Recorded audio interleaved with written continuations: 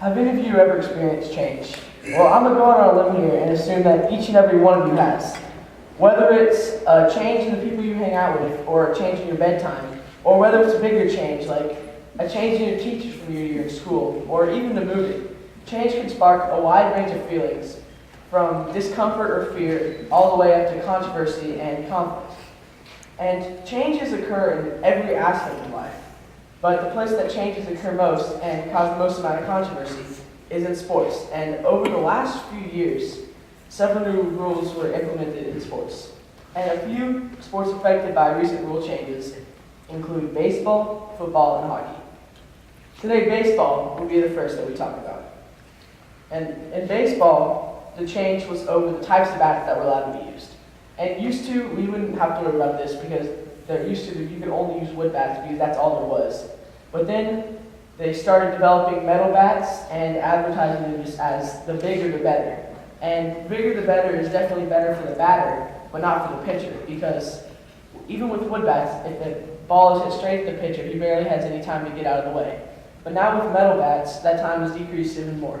And this showed 2 years ago when a high school pitcher in California was hit in the head with a baseball, and he was instantly put into a coma and rushed to the hospital.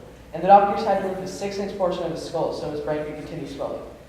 But luckily, after a lot of rehab, 2 years later, he was able to continue playing baseball. So now the rules of the new bats that are allowed to be used, the bats are BB core bats, and that just means that the bats act like a wood bat and not really like a metal bat.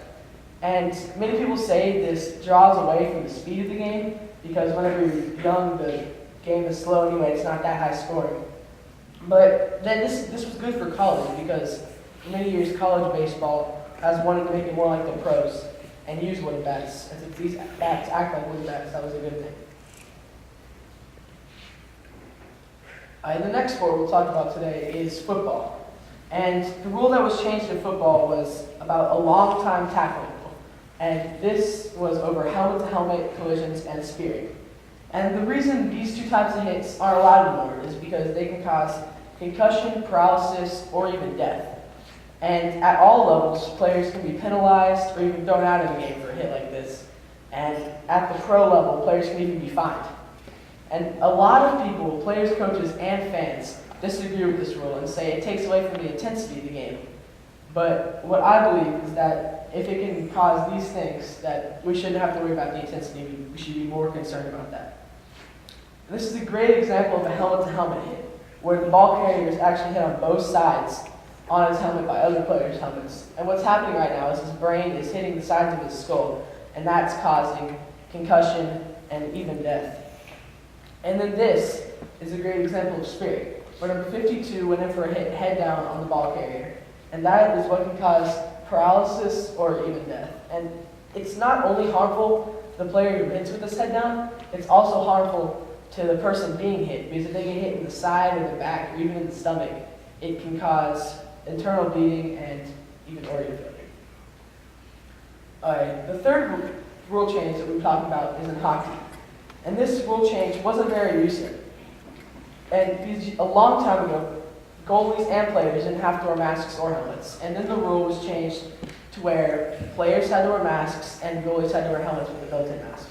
And then the rule was changed again after the Quentin Larchuk got his throat cut by an ice skate of a player on the St. Louis Blues. Now, luckily, one of the sideline coaches was a Vietnam Army medic, and he rushed out onto the ice rink and stopped the bleeding.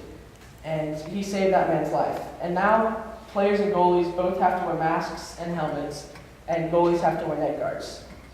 And this is a typical image of what a goalie helmet would look like.